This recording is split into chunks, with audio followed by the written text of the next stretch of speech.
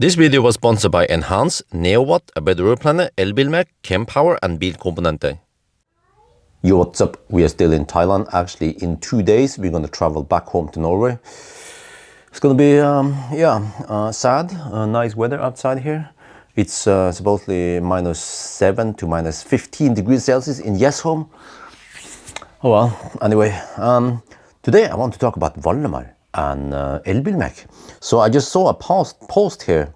This is Valdemar and it's in, I think it's in Lithuanian, but we can see the translation here. So actually Valdemar didn't ask me about this. I just wanted to promote that. Elbilmek, they are hiring again. Yes, they need to expand. We need to promote this because if they are hiring, they need more people, they have more customers, and we need to prepare more EVs. So Elbilmek looking for teknisk leder. Yeah, it's Lierskogen, is near Liertoppen, a little bit south of Oslo. Teknisk leder, stedfortreder. Okay. And then what is this? It's like a leader, technical leader, something to join his team. Really join friendly, youthful team. Okay, awesome. I don't have to read all this. Solid pay and perks. Okay, superb, friendly stuff. Yes, absolutely. Catering, nearby eatery. Okay, wow, I didn't know all that stuff. Cars, kebab on Friday. Okay. Endless possibilities for improvement. Wow. Team trip. They have a trip to Teslabjorn, Deutschland. Alles gut, yeah. What to expect from you? Okay, certificate and ability to work, team, responsible technical solution, blah, blah, blah. So, and then here you can contact them if you are interested. So I think this is from München. I'm not sure when they went on a trip together. You know, this is I've been there many times, and man, this is a nice, super friendly team and very knowledgeable, and they have actually very good work ethics also. You know? Yeah, here you see there's a Ford F-150 in there. Seems like there might be is that the CCS? Let me see. We need to zoom in. What are you doing in there? Huh? Yeah. I wonder if he's replacing some CCS port. Yeah, this is probably the Lariat, the gray import. They come in there for some fix. Yeah, because the car looks brand spanking new, right? There's nothing wrong with it. This is hi-fi. Huh? So they are bankrupt. But maybe Elbilmek can still fix them, or maybe this was before they went bankrupt, who knows. Yeah, there's just one of these pictures you also find on the website. So this is a stator from, is this a Tesla? Not sure, well, it's a stator and a rotor and a stator, they just disassemble. So just to give you guys some idea of what it is, right? You need to know stuff about electronics and so. So I mean, highly recommended group of people. And I think many of these guys, they are also, I think they are Lithuanian, but it's maybe not a requirement, but you can ask Valdemar about this. Yeah, if you're interested, go check it out. And then, you know, okay, since I have you guys here, I mean, I have maybe a challenge for Valdemar or some, I don't know, Metron Institute maybe, I know the Slovenian guys, or maybe EV Clinic in Croatia, but I think maybe Vanya is very busy expanding the EV clinic all over Europe right now. I see he's opening new EV clinics in different cities, also in Slovenia, I remember, yeah. But okay, anyway, what is the whole thing here? So I have this camcorder here, the same I use now, right? I prefer this because of ergonomics. It actually has two flash shoes, accessory shoes. And actually this is a hot shoe. You can see the pins there maybe, there.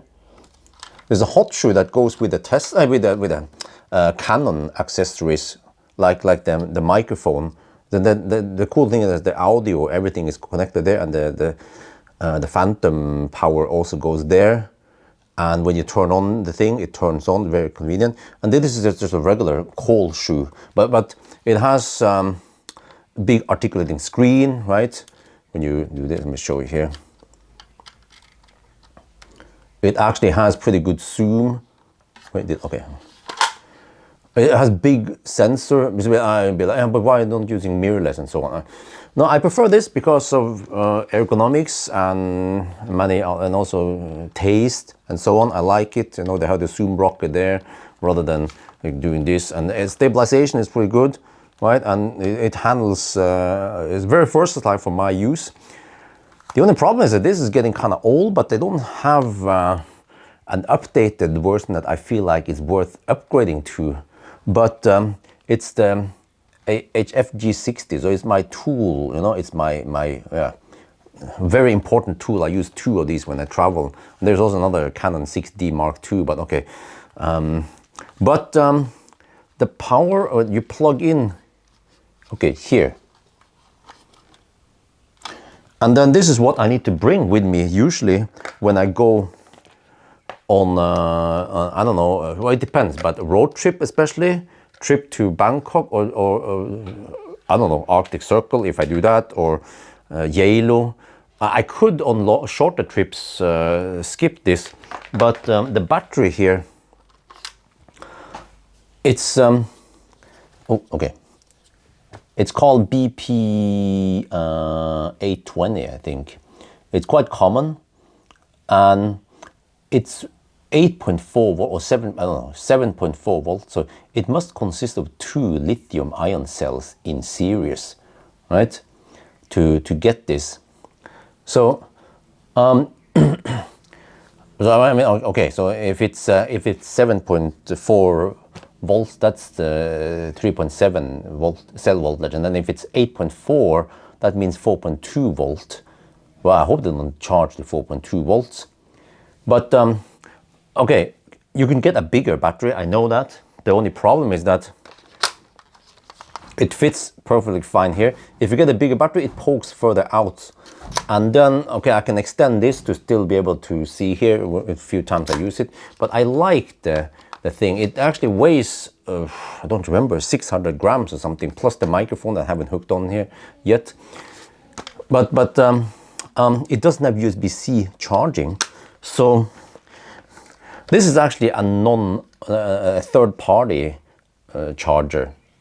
And then I have to use this kind of clumsy solution where I plug this into the cigarette outlet, and then I have this Kotek from Claes Olsson. I think they're actually going extinct now. What I like about this is that there's no fan here. No fan is always better than only fans. So when you plug in this, yeah, there's a USB-A there, but it's not that schnell. Okay, you see how it's going. I use this so I can plug it into the camcorder and charge it. And there's probably some accessories where you can charge only the battery. Yeah, but at least I prefer just plugging it in here when I go in the car, right? But it becomes quite big, all this stuff here. However, there are some adapters you can buy from Biltema, which is 12 volt, and then it creates like a multiple outputs, and then one of them, you just have to make sure that the polarity is correct, right? And then there's usually a switch, but it switches between 5 volts, 6, 7.5 and 9 volts, and that is the problem, because here we need, when you look at the charger here, okay, let me see, sorry, let me take out this, is just a bunch of stuff here, okay. Oh shit, what? Oh no, my phone! Scheiße! Okay.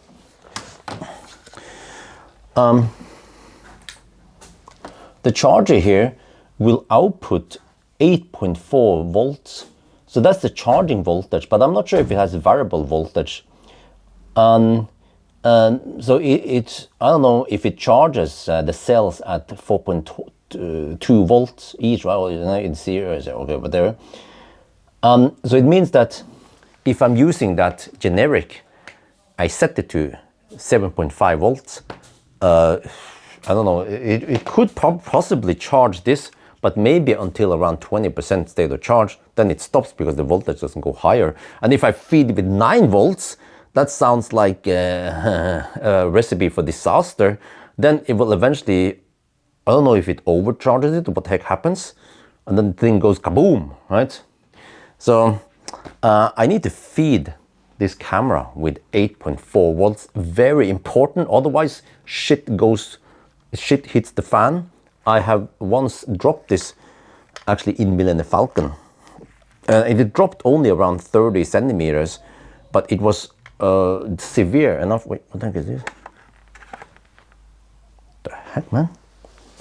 It was severe enough for some of the inner lens to detach, so the thing just got blurry, and I had to fix it for around 1,400 euros. It was worth almost as much as the camera back then. So very important to not mess up the camcorder. It's still kind of, I mean, it's not working 100%. There's a few minor problems with it, but it still works for my use. So okay, so back to the challenge.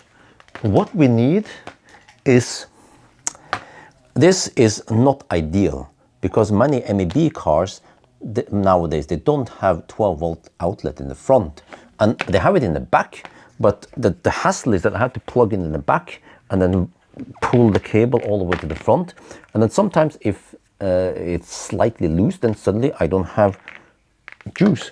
And if I'm on a 1,000 kilometer challenge, I can't just simply stop and then deduct. I can do that, but it's kind of clumsy, right? So, and this is like stuff I need to bring with me.